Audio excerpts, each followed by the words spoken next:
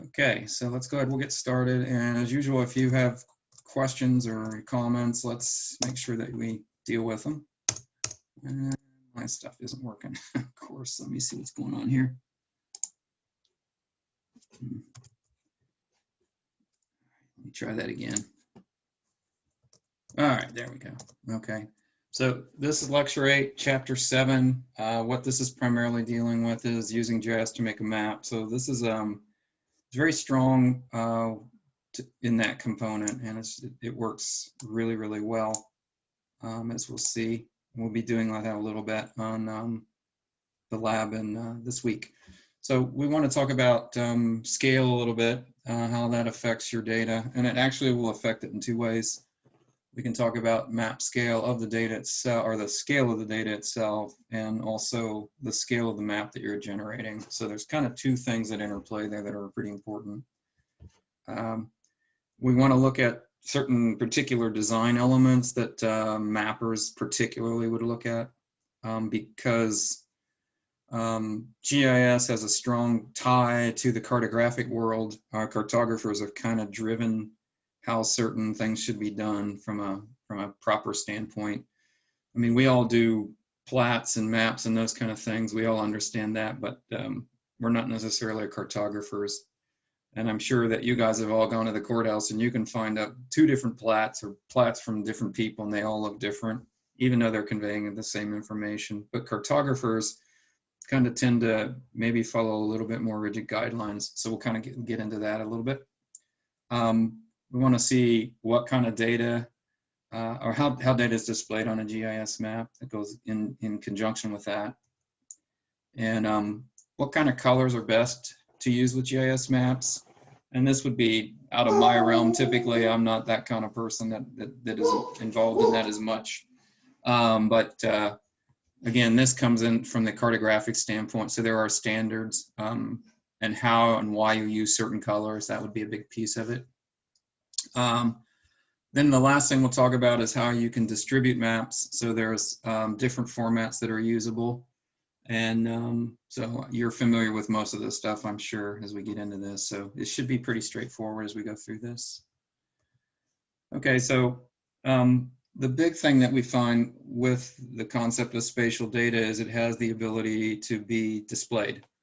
And when we talk about displaying it, we usually use the term map or mapped. So when you have spatial data, you can portray that as a document called a map typically. And we have to think about things.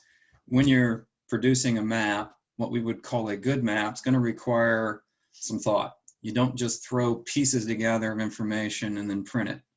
And that's why I was getting at, I guess, more with surveyors that are producing plats. Sometimes we just kind of tend to throw stuff around maybe a little bit more than we should. So that you might have a map maker, cartographer that would look at it and say, really, this is not following standards or whatever. Now, you are usually rigidly enforced with standard, like say by the platting agency or something. They're going to require obviously certain minimal pieces of information, but they're not necessarily saying how it has to be put on there or where it's going to be put.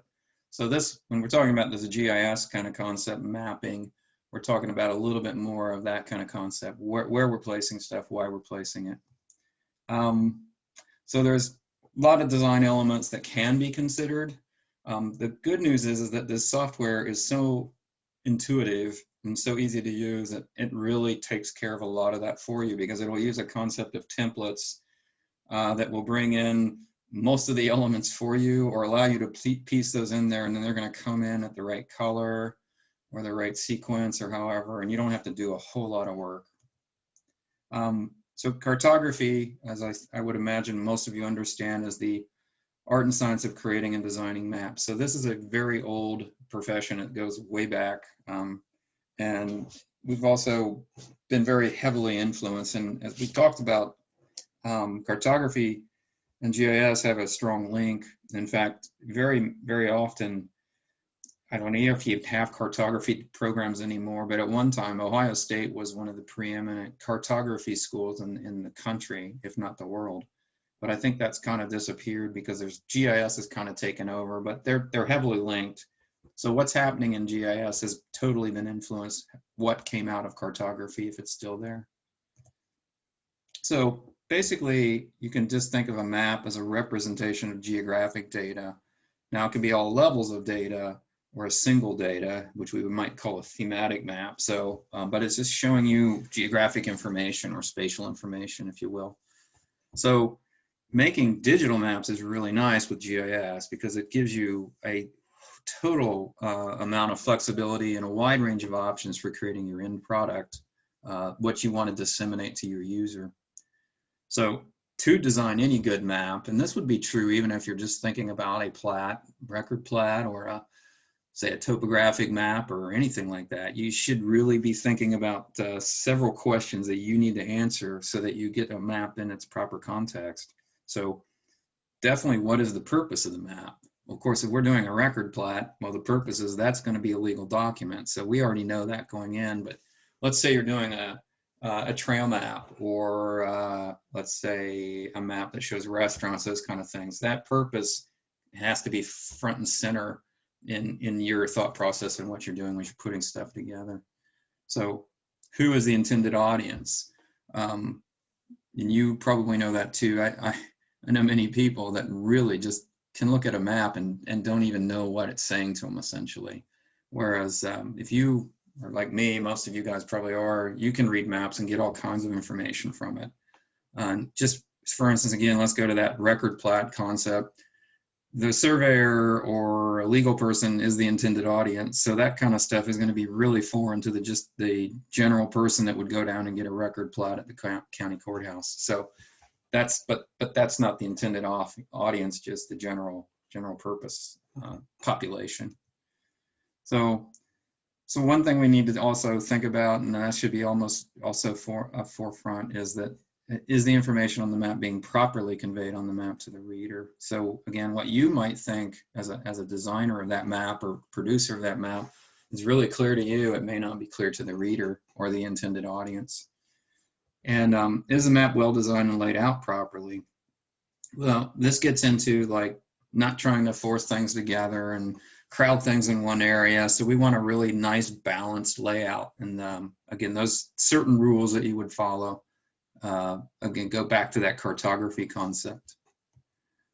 All right, so let's talk about scale. So scale is absolutely important when we look at any kind of map. So how does the scale of the data affect the map? And how does the scale of the map affect the data? You could kind of look at that two ways. So if we think about this, the basic information about map scale is going to be extremely important, and it can be described in several different ways. Now, I need to say here a little bit of a break from what the author's talking about. What he's talking about is the scale of the map, whether it's a paper map or a digital map, okay? But there's also a scale of what the data is gathered at, okay? So you can't force that. If you've gathered data at a certain level of precision, for instance, if you take a drone and you fly a site, what directly impacts scale, does anybody know what directly impacts scale on a drone flight? Your data? The altitude and focal length. Yes, the altitude, right, and the camera focal length. So the higher you go, you can see more data, but you're not really as good as if you're flying lower, essentially. Okay, so you're locking into a scale by doing that. But this is not exactly what we're talking about here. What we're talking about is you've got data that's already at a fixed level, and you want to portray it on your map. So that's what we're looking at here. Okay, but I want you to keep that in mind because scale is very important. So your author talks about the concept of what they call geographic scale. So that's the real world size or extent of an area. So essentially you're saying that everything's one-to-one. The map and then the data is one-to-one. Of course, that's an impossibility if you're really producing a map. Mapping in a global phenomenon, we would talk about a large geographic area. But in order to do that, to get it on a piece of paper or a big size sheet, whatever, you're going to lose some data in that process. So you're going to have to scale things down. If we map, let's say, the area of a city or maybe even a neighborhood, that's a smaller geographic area. So on that same size sheet of paper, we will be able to show more detail. Okay. So map scale is what they call a metric. It's just a way to determine a relationship between measurements on the map and their real world equivalents. Okay, like I said before, we would not really produce ever a one-to-one scale map. Okay, so we're always going to have some value that brings it down to something so we can have it on a sheet of paper or even in a digital format. Now, sheets of paper have disappeared quite often, so we really don't even see those too much anymore as we used to. But we can represent map scale by several different methods. And what we call is the representative fraction. This is also referred to as the natural scale of a map. We also have what's called an equivalence, and we have what's called a scale bar. So these are kind of your three methodologies. Sometimes you'll see all three on the same map. At least typically you're going to have, in the older days anyway, you would have at least, like, say, the representative fraction in the scale bar. So you would typically have two. And primarily the scale bar is a graphic means of showing scale. In the older days, back when I was practicing, say, 40 years ago out there in the real world, scale bars were important because they would microfilm everything and then they would photo, of course, it would be reduced. So you could go out and get a map and you would get it from the courthouse, and when they produced a picture of it, it would just come out at whatever scale they printed it at. So the scale bar was important because it would photo enlarge or reduce with that. So you could physically lay a scale next to the scale bar and figure out what the scale of the map was, even though it might give you an equivalence or a representative fraction. It was meaningless if it's been photo enlarged or reduced. Okay, so the representative fraction is a value indicating how many units of measurement on a map are equivalent to the same units of measurement in the real world. So this is a unitless equivalence, and so you'll just have a number like 1 over something, or it might say 1 to something typically. So it's usually expressed as a ratio. So we would say that like 1 to 24,000, or you might see it portrayed as 1 over 24,000. So what we're seeing is that what we're saying is that 1 unit on the map represents 24,000 units on the ground. So if you're taking any type of scale that you have, like say an inch scale, and you measure 1 inch on that map, you're getting 24,000 inches on the ground. Okay, so that's the expression of this representative fraction natural scale, and both of these are unitless. So that would represent centimeters to centimeters, meters to meters, feet to feet. Okay, but they're same unit. Okay, so 1 inch on the map, 24,000 inches on the ground, and always a unitless ratio.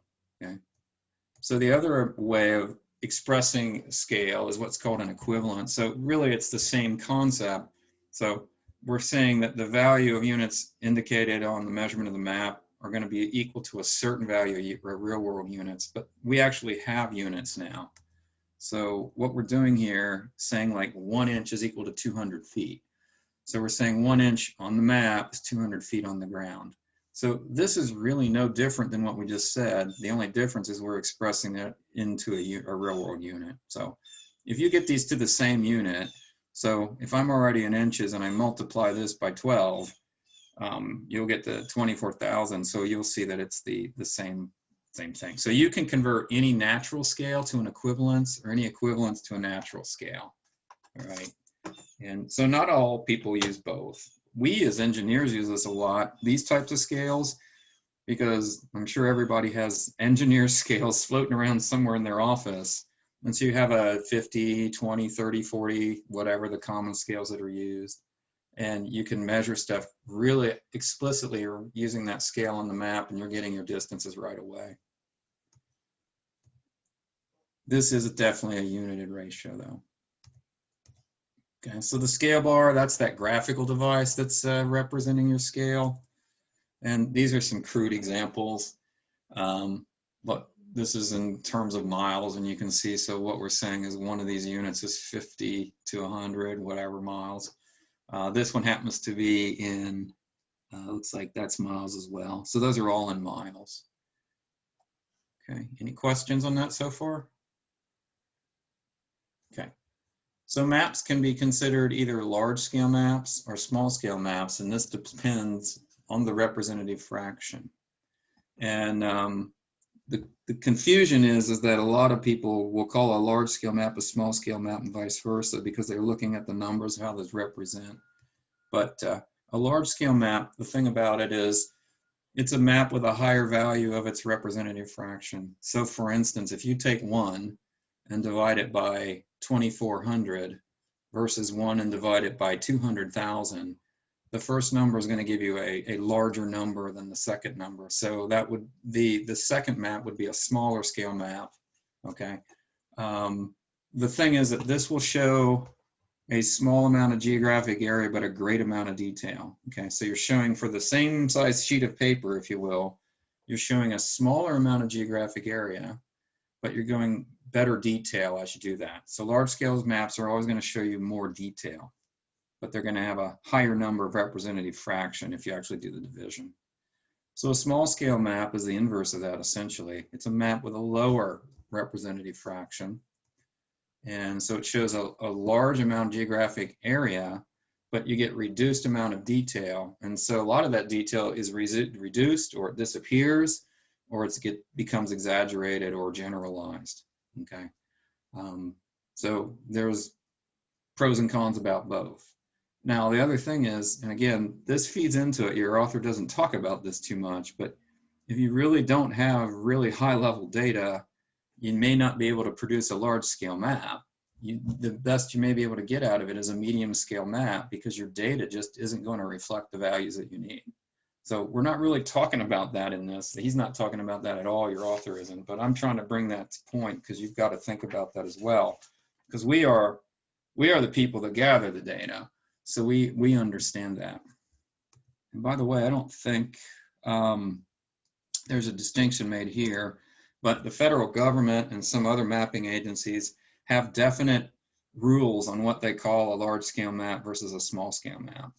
I forget what some of those numbers were, but like say for instance, a 1 to 200 scale is considered a large scale map, where a 1 to 24,000 scale, I believe, is a small scale map.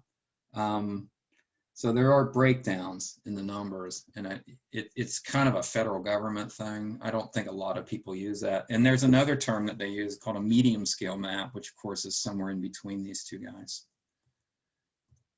Okay, so on a very small scale map, such as one that shows the entire US, what's going to happen is you're going to lose a lot of detail. So for instance, a city, which you might think about as being a polygon at a certain scale, is going to be reduced to points on that map. As a matter of fact, many cities would probably just disappear in general. So if you had just a rural city that maybe only had 500 people in it, it may just disappear as a point.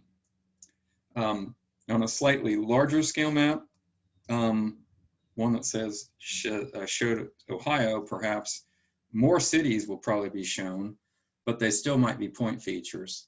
And if you go to a really large scale map, such as, like, say, Cincinnati or Township, your points might become things like fire hydrants and your cities might become things like polygons, okay?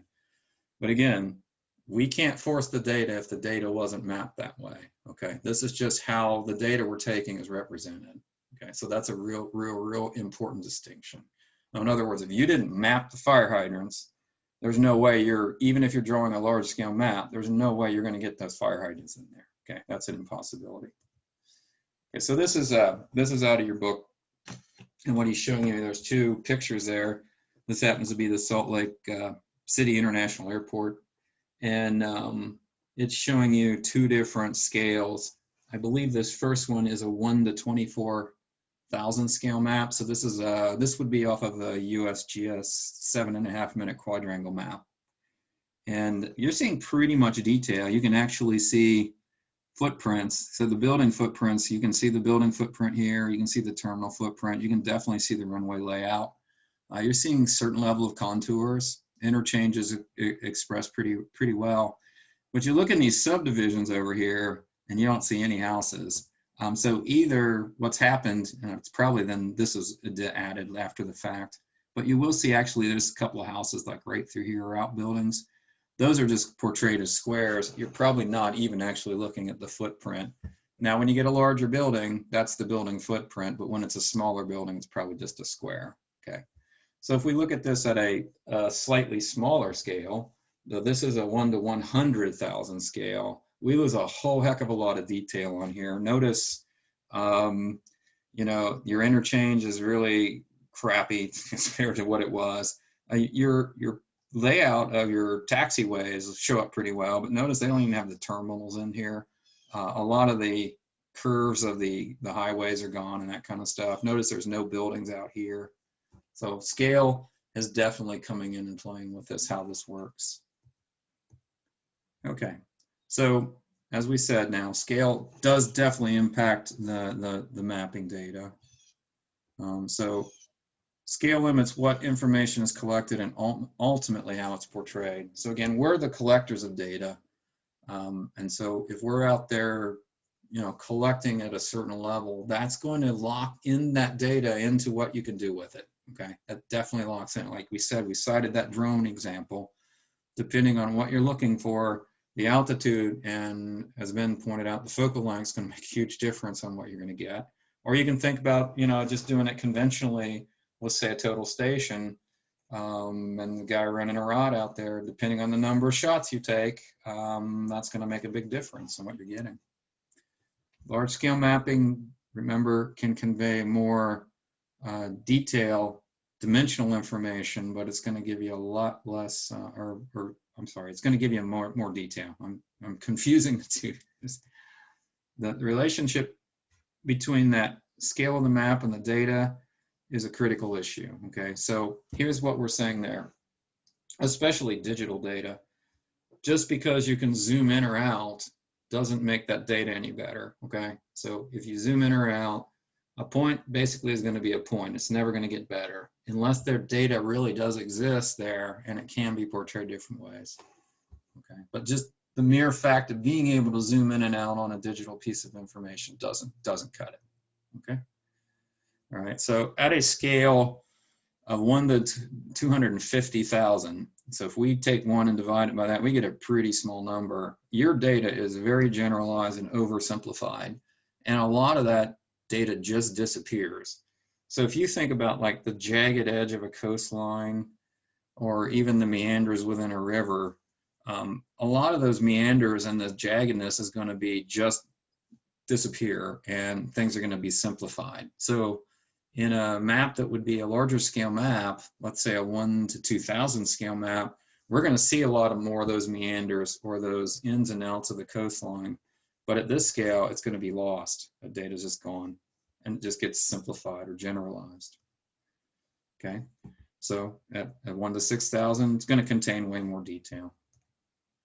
Okay, now one thing that's is really hypercritical when you're dealing with GIS in particular, mixing data sets of 2 different levels of accuracy or precision can make a huge difference. So you got to be really careful, particularly things like if you have roadways on one and roadways on another and you overlay these guys, you can have points where the 2 don't even match up at all. And that can be, of course, because of the simplification that has happened at this level versus that. So this can be a real problem that anybody does multiple data sets and brings those in, and everybody in GIS does this all the time. Okay. All right, so let's take a look at certain design elements that are associated with mapping. And there's several things that we use for any what's considered a good map. So typical elements include the following: scale. So obviously, any data or any map that you produce always has to indicate scale some way, okay? And like I said, usually it's done in one of 2 ways, usually natural scale and bar scale or scale bar, or the equivalence in scale bar. Okay? North arrow indicating the direction of, let's say it might be grid north, it might be true north, magnetic north, but that should be clearly on there and indicated. And this should start to look like plats because this is really what you're dealing with and those kind of things. A legend of some kind, which explains the symbology and the features that are used on that map. The type of fonts and all of those that you're using, the labeling, the fonts themselves. Okay, so let's go through some of these. So as we said, scale should always be used, and it should be conveyed as we said, either a representative fraction, such as that, or a scale bar. And usually, again, we do both of those. Okay.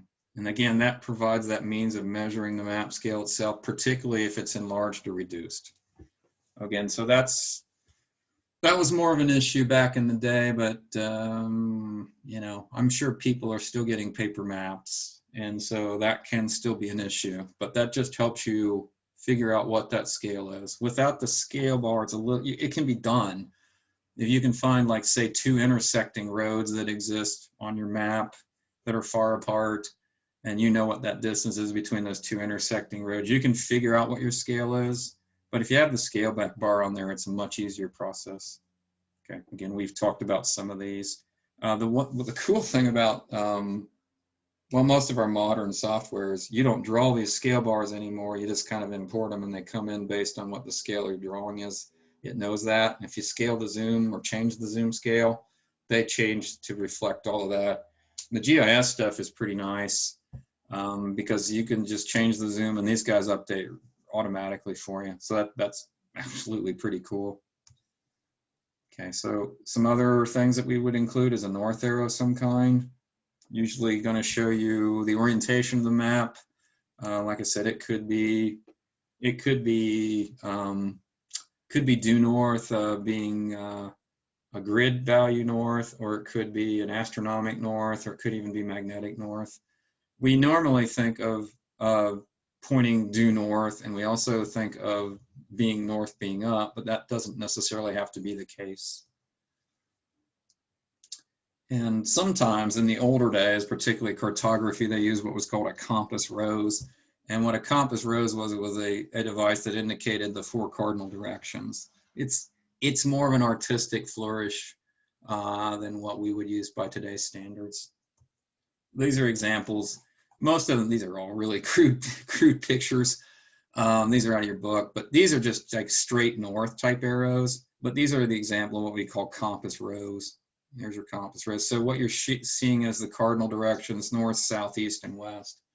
And I don't know too many people that use these in the surveying world or the engineering world. Most of us are going to use the single north points, but you look at maps, you'll see these, and probably more of the older style maps. These were very common, the compass rose concept.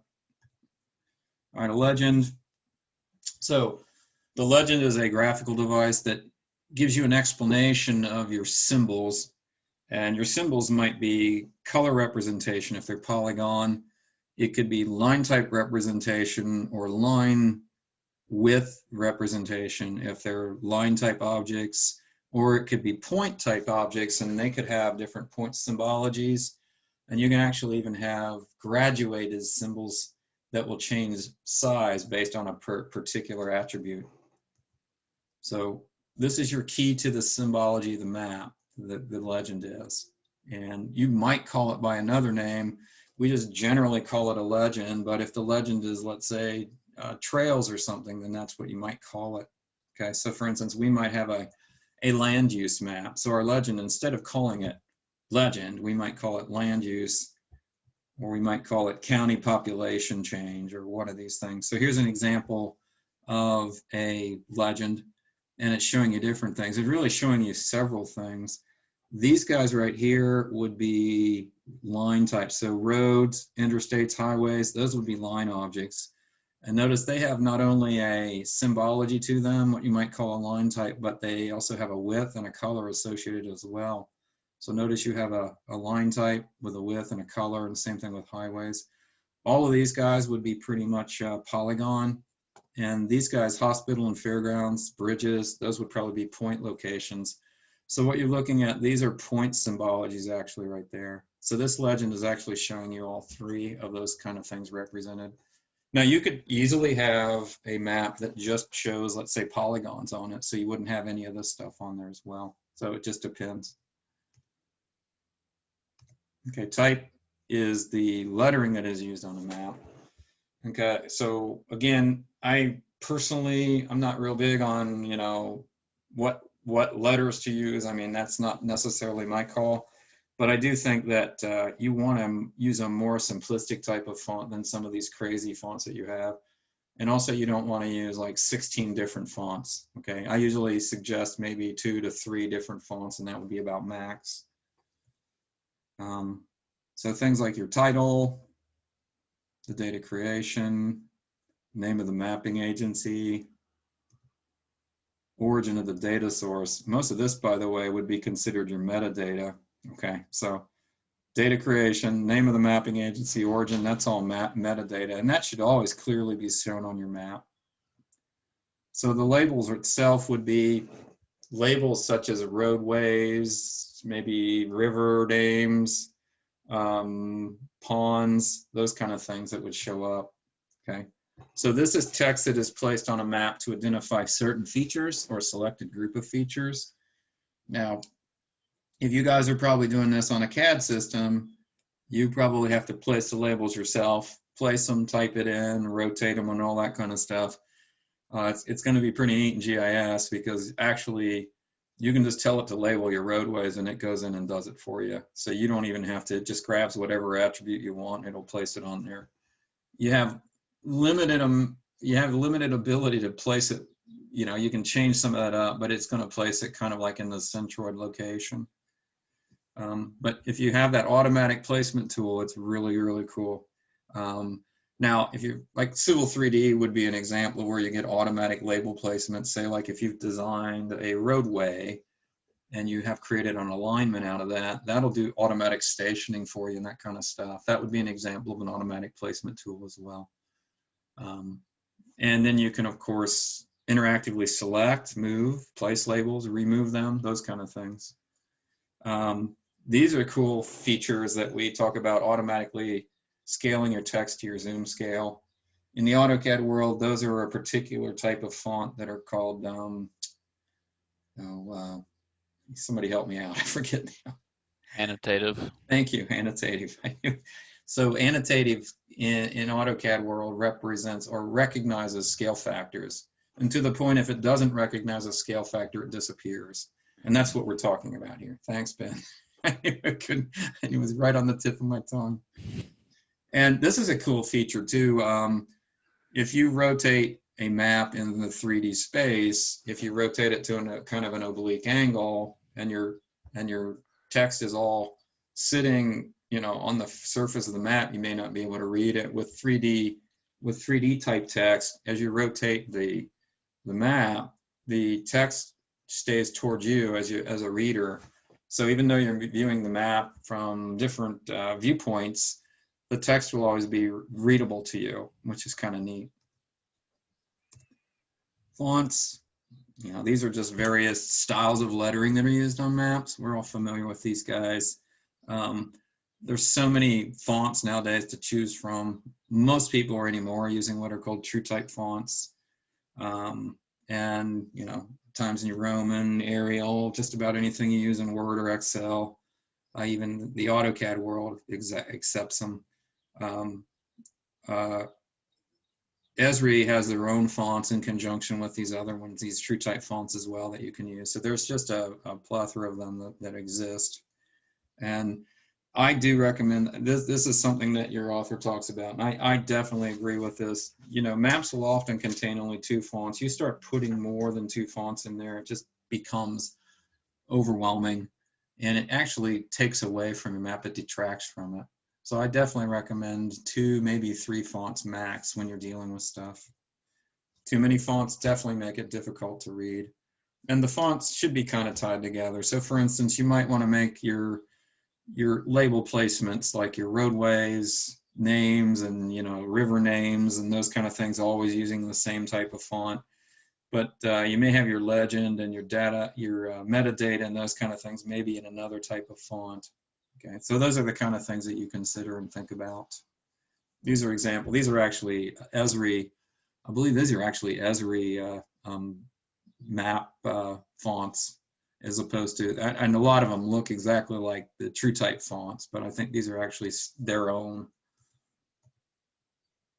Okay, so layout. Layout is really, really important when it comes to the map, and this is where you're taking all the different pieces of that map and you're putting them together in your finalized picture. And you guys that are pretty much AutoCAD users, which most of you are, should be familiar with the concept of model space and paper space. And we call them layouts in AutoCAD or paper space. And most of your mapping programs or GIS programs have this same concept. So they have basically what is called a map mode and a layout mode. The ArcGIS will have that as well, and it's really works exactly the same way. But you have things like thinking about this as a digital version of your blank piece of paper, and then you're just slapping these elements on there and having the ability to scale them up or down or move them around. And that's kind of the concept of paper space, even to the point where we don't call them viewports in ArcGIS or ArcMap, but it really is exactly the same thing. It generates a view of your map. So also you'll have the ability in most of your software to have what's called a template for your layout. So you can really just open up the layout template and it'll automatically start populating with elements for you. And then you can, again, move them around, shuttle them around, change them up, obviously, if you don't like the font, the color, that kind of stuff. But at least it gives you a starting point. And they're probably based on, cartographic concepts of layout that have been established over time by cartographers. So you probably, I guess, if you're a non-mapper like me in this realm, that might be a good place to start. Start out with a template and then kind of edit it down to what you want on it. So it's a pre-made arrangements of items on your map layout. Again, you may need to add some, you may need to remove some, but at least it gives you a starting point, starting reference. Very useful to create a quick printable map layout. So if you just, like, you had your data, you had it portrayed the way you wanted to get a really big, quick picture, you could just generate a template, pull this out, look at it, print it out, and then you could start hacking on it from that point. So one thing is a good map layout isn't just simply slapping a bunch of elements on the map. That's important. Balance and placement is very, very important. And that's one of the things that the template would kind of have already set up for you. What, again, is considered good balance and good placement of elements. But again, you can move them around at will. You typically want to fill empty spaces. So you don't like to have everything bunched in one side and then have a whole bunch of empty space. You don't want anything that's overlapping, or you don't want too much information. And things should tend to be uniform and proportional to one another. And so those are all good examples or good things to think about. So here's an example of a map. This is produced in ESRI software. You can see there's their logo actually. So this would be an example of a template file that was generated to produce this map. And you can see it actually has, this is basically your model space viewport, okay, that is brought in. This is actually a secondary and a third one, so you can actually see there's 3 in here. These things can be resized, they can be moved. They're set to a certain zoom scale factor easily. A scale bar has been brought in on these, and as the zoom scale factor would change in this window, that will automatically update for you. Same as this one does and same as that one does. You can also, like we can in AutoCAD, you can turn layers on and off within each map, which is also really nice, obviously. This you have is your title on this. Happens to be on the bottom instead of the top. If you didn't like that, obviously this can be moved. It's just picked up like an element and moved, and these could be moved down if you like that. These are separate labels that were probably generated, just by text.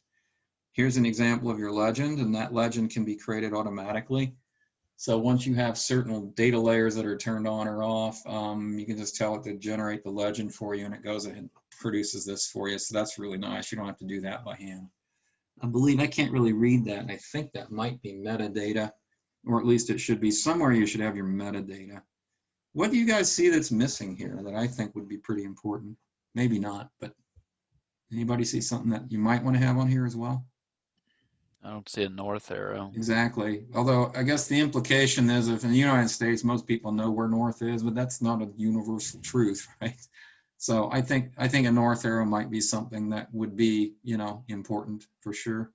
But basically, nice. I mean, if you look at it, I think it's a pretty nice map. It's very balanced. and it's got a lot of the good features we talked about. Notice the fonts are pretty much, that all looks like the same font. You may have a different font here. It's hard to read, but in general, they probably have no more. Well, there's a secondary font right there, but you can see what that's calling out.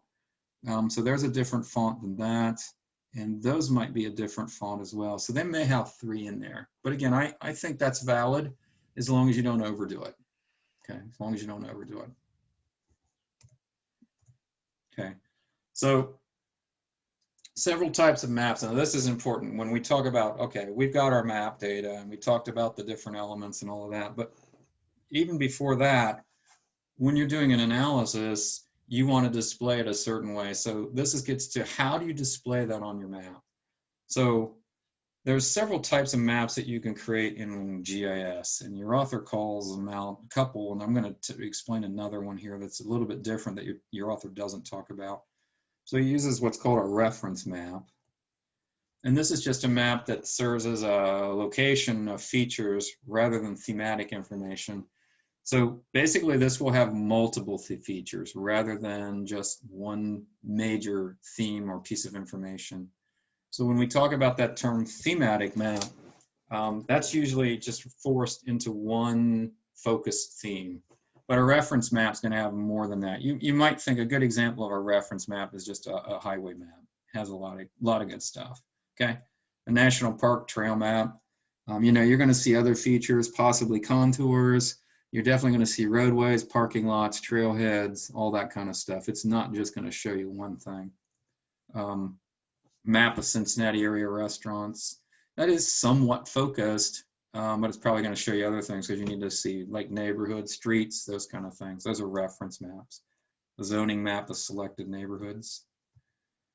So then we get into this concept of thematic map. And there's two broad categories here. Your author only talks about one case, what we call the thematic map.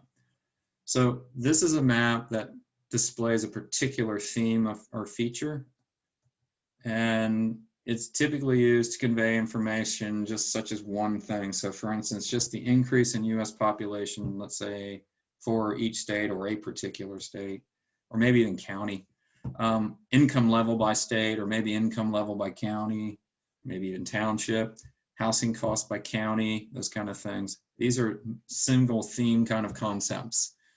And when you're doing this in GIS, it's real cool because you can just grab a particular attribute that you want to display that information for that map, and then that generates and drives all the data for that map. So it's actually really neat the way that works.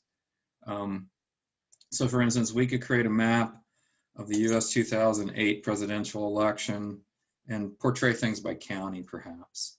So if we do this, you're displaying that by county in polygon data.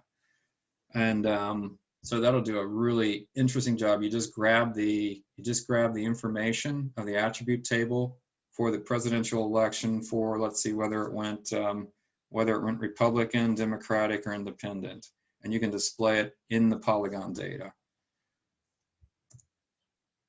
So attribute displayed, your highest number of votes. It was either blue for Obama, red for McCain, and I don't even know if they may even not have had an independent. So that was just the two. So here's an example of that. And this is showing you that very thing. Blue would have been Democratic, red would have been Republican. And you notice, of course, when you look at this, there's a whole lot more red on there than there is blue. But remember, a lot of these counties, like look at some of these counties are huge, and you may have like only several thousand people in it as compared to a more urban area, which you had hundreds of thousands of people. So of course it makes a difference. But it's pretty telling when you look at something like this, because you can see kind of how that works. And of course, I look at this map, it's pretty elegant actually also.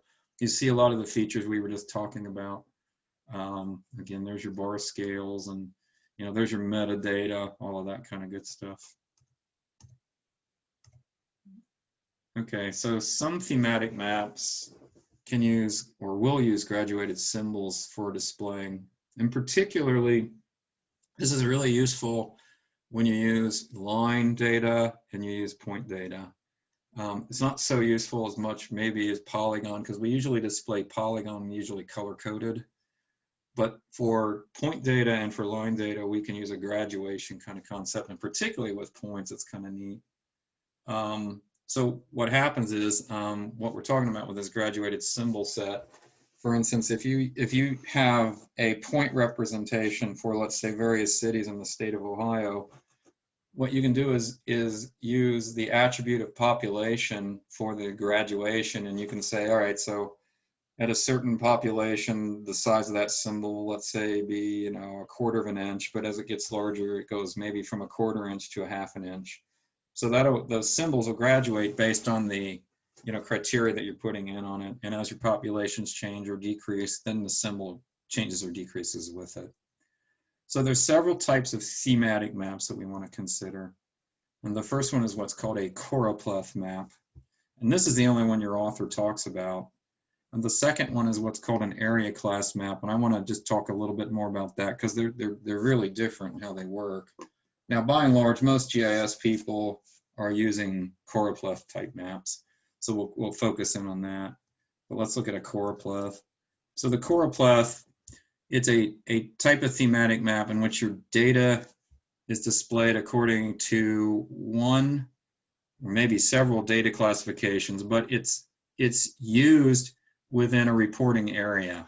So in other words, you're gonna use the data in, let's say, per state or maybe per county, but you're using a fixed reporting zone, states, counties, countries, whatever, okay? And you have data classifications, okay? So various methods of reporting that in the data under the choropleth. Okay, before we get here, I want to jump in over here real quick, and I want to show you the difference because I don't think I have much about area class. So I just want to show you something real quick. Let's see. So if we look at what we're talking about here, if you have, let's say you have data representation. Oh, come on.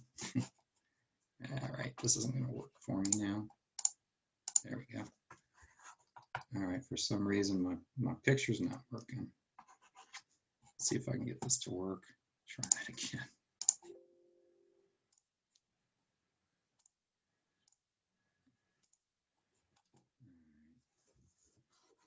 This happened to me last time.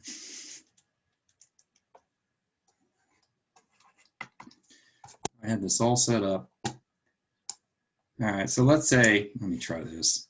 So if you have reporting zones, let's say this there's a county, and there's a county, and here's a county, and here's a county. So if you're using a choropleth, each one of these counties is going to be filled with an average value. So let's say population is what you're mapping, or you're trying to portray. So what's the average population for county? And so we might range it out. So if you're from, let's say, 0 to, let's say, 500,000 or 5,000 people, that's going to be one color.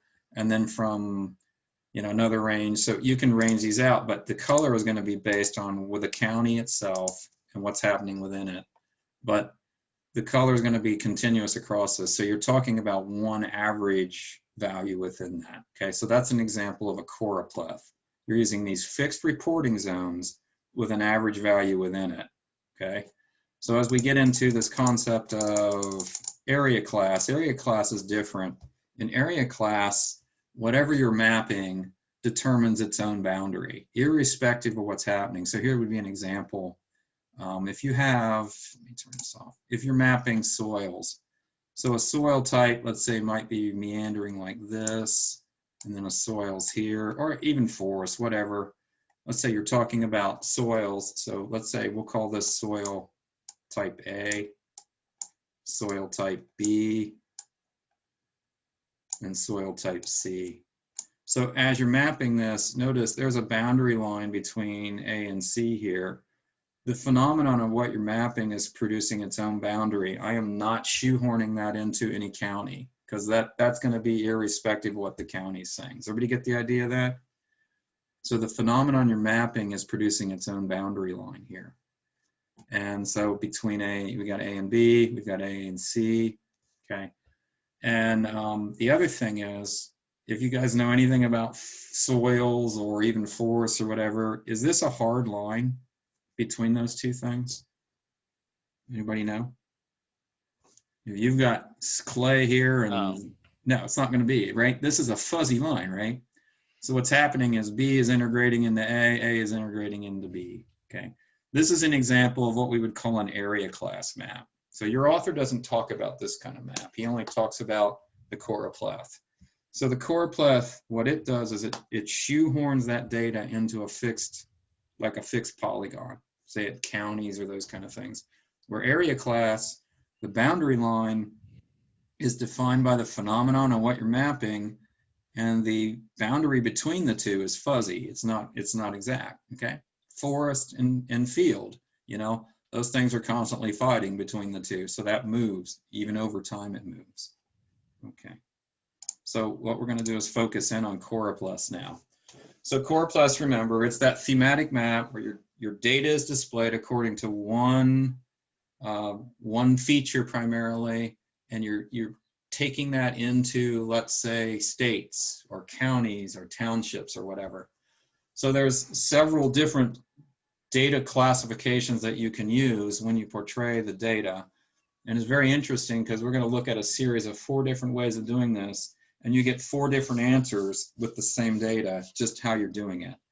So the first way of grouping or displaying data in a choropleth format is to use what's called the natural breaks, also called the Jenks optimization. And this will be what we call map A. Then we have what's called quantiles. This tends to be the more common methodology used, the quantiles for most things, because it kind of just averages things out. And in the equal interval, what you're doing is you're placing equal numbers of, or equal interval between your data sets. And we'll explain that here. And then the last one is what's called a standard deviation. So you have a mean and you're determining what you are at 1 standard deviation or 2 standard deviations. So what you're getting here is the same data. Understand, with the same data, I can generate this 3 or 4 different ways. And you can get really different pictures based on what you're looking at. And that's pretty important to understand. So here's that data. And this is the number of seasonal homes per state, essentially, the percentage of seasonal homes per state. And you're looking at it portrayed in the same data, the same derived data by state, but it certainly looks different. And the higher the number, or the higher the color, blue, the closer you are to blue, the more what you would call seasonal homes that you have. So you notice that this is what we call the natural breaks. So there's naturally occurring breaks here. And you can see as you get less seasonal homes is green, more seasonal types of homes, or what you might call vacation homes, are blue. So this is an example of what we call natural breaks. This is an example of quantiles, which tends to average that out. This one here is equal interval. And you can see that's really painting a skewed picture, more or less, I think. And then we have the standard deviations. So again, it's all the same data, but what you're seeing is the different portrayal of that. So let's break these down and take a look at them, each one. So the natural breaks, what it looks as your data classification, and it looks at natural breaks that occur within your data. So you might have a whole bunch of data that is stacked to one side and then not too much in the middle. And so wherever there's these naturally occurring breaks, the software will go out and find it, and it'll then generate the map based on that. And when we talk about this, let me talk about this. These are called classes right here, okay? So in this case, we have 4 classes. So we're only breaking it down into 4 classifications, if you will. But you could have 5, or you could have 6, or you could have 10. So it just depends on the number of classifications. But in all cases, to compare these maps properly, we have to have the same number of classifications. So we have 4, 4, 4, and 4. So keep that in mind, okay? But in GIS software, it's really cool. You just go in and you say, I want to do a natural breaks. You'll tell it how many classifications, and you tell it what attribute you want to use, and it just goes out and does this for you. So this searches for those natural breaks in, let's say, 4 classes. But if you said 10 classes, it'll look for natural breaks within the 10 classes, okay? All right, so the space is used to make the different classes up for you. All right. States with lower percentage only are going to show 1 class. States with higher percentage are going to show another class. Okay, so this is an example of natural breaks. And this is percentages of homes. So that's really like 0.6%. to 2.5%, and then that's 2.5% to 4.1%. So that's the total number of seasonal homes per state, essentially. You can see where most of your seasonal homes, which you guys might suspect, a lot of them are going to be in the New England area, and that's pretty true. A lot of them up in Michigan. If you guys live around here, you notice there's a lot of seasonal homes around there. Also in Florida, maybe the people that they call them snowbirds, they go back and forth. But you can see that that's actually a pretty decent portrayal, I think, of what's really out there. So let's look at this under a quantile method. So in this case, this classification is going to attempt to place an equal number of data values in each class. Okay, so we have basically 50 or 51 states that we're looking at. We're going to split that between the number of classes that we have. So in this case, we're looking at, we've got 51 states, and we're going to divide that by 4. So you're going to get 13 that you're going to kind of disseminate into each one. So it tries to distribute your values such that each range has a similar number of values assigned to it. In other words, like say 13 states, whatever. So 51 states divided by 4 ranges, it gives you approximately 13 states per range. This is a very evening way of doing things. So you can see this picture. Notice New England still has the higher numbers, but these start to show up as more blues as well. Okay. What does start to be telling is some of these that weren't showing up as higher numbers start to show up a little bit more. You can see in the Midwest area, not too many vacation homes, and that hasn't changed. If we look at the equal interval, what this will do is it looks the highest and your lowest ranking value, and it divides that by the number of classes. So then it divides that out, and it gets you the same break between each class. So for instance, we're going to take the highest value that we're dealing with minus the lowest value, and we're going to divide that by the number of classes, the number of ranges. And what that'll do is that'll yield for you the break point. So if we look at our data goes from a high of 15.6% to a low of 0.6%. So basically that's 15 divided by 4.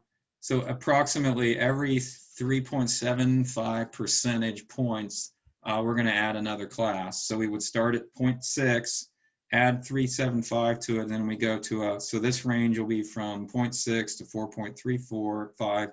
Then we're going to add 375 to that number, get the next range.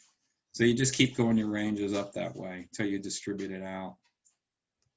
Okay, so this one paints a pretty decent, different picture as well. Again, it kind of shows what the natural break showed, but it shows you, again, higher ranges of vacation homes or those kind of homes here, and to a lesser extent here. But notice what happened in this interior part of the country. I mean, that all pretty much is a low range.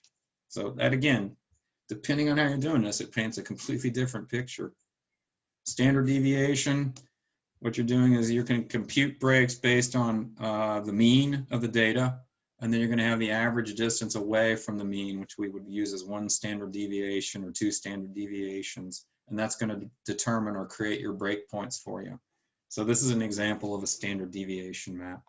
So they're all slightly different, and you can see that if you're trying to portray your data a certain way, depending on how you portray it, you could persuasively say one thing or the other based on this. Okay, and people do this all the time. This is something that a lot of GIS people and other people deal with, especially politically motivated kind of things, depending on that map you're using that people don't understand.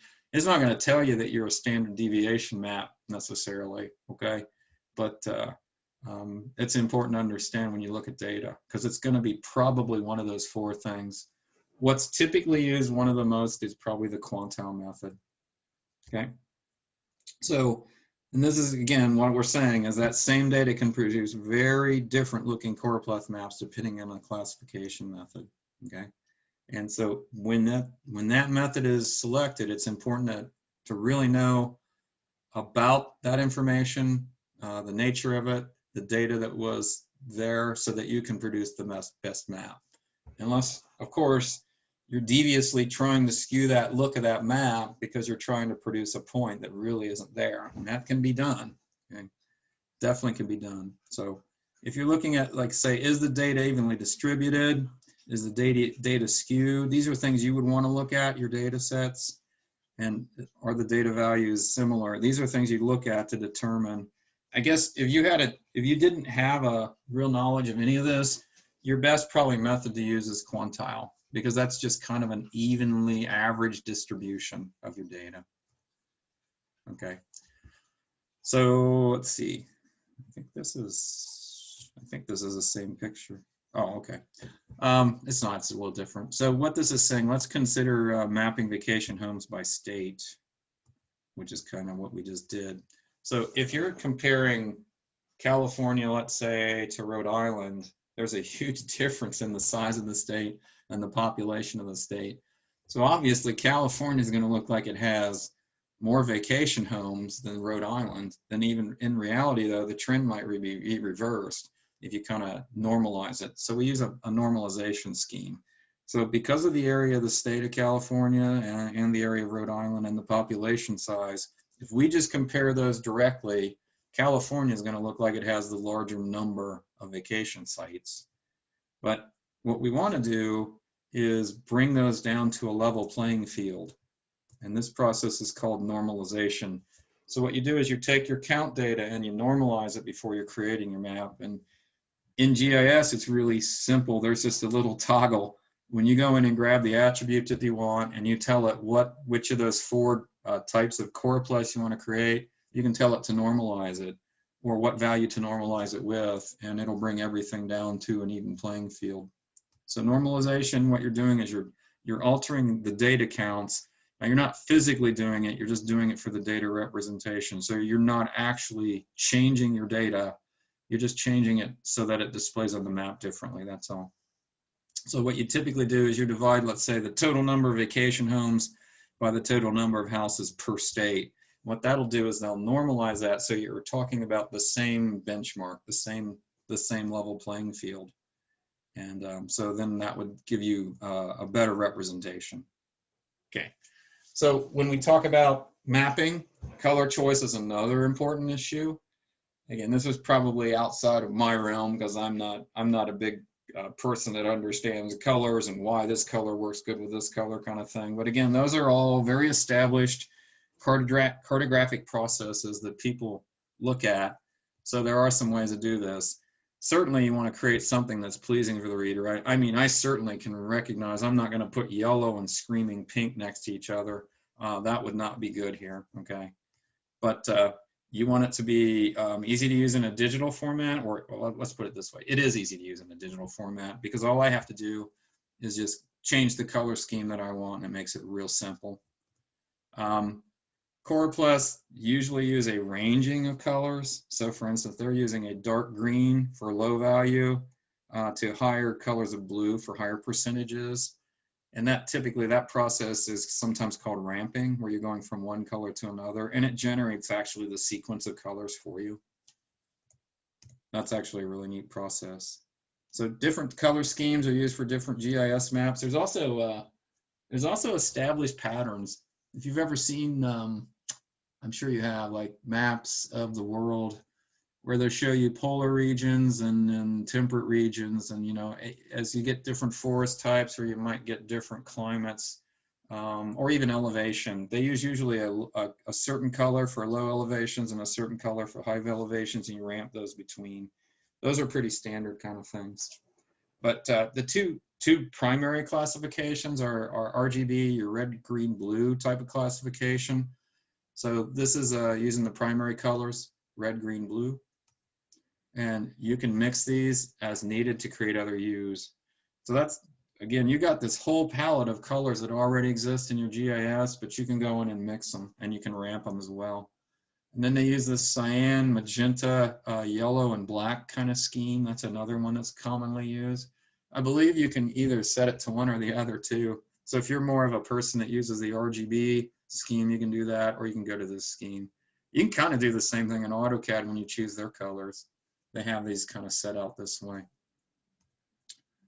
This is used a lot. The cyan, magenta, yellow, black is used a lot in cartographic design, or just graphic design, I guess in general, not cartographic design.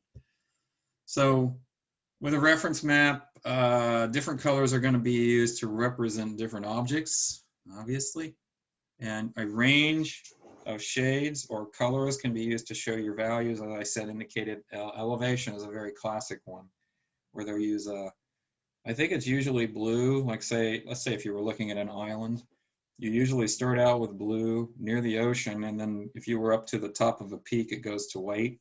And you can grade those in between. There's a whole sequence of colors that integrate into that. Then you can produce a color map where you choose what colors you want to apply based on a range. And you can do this really simply in the ArcMap stuff.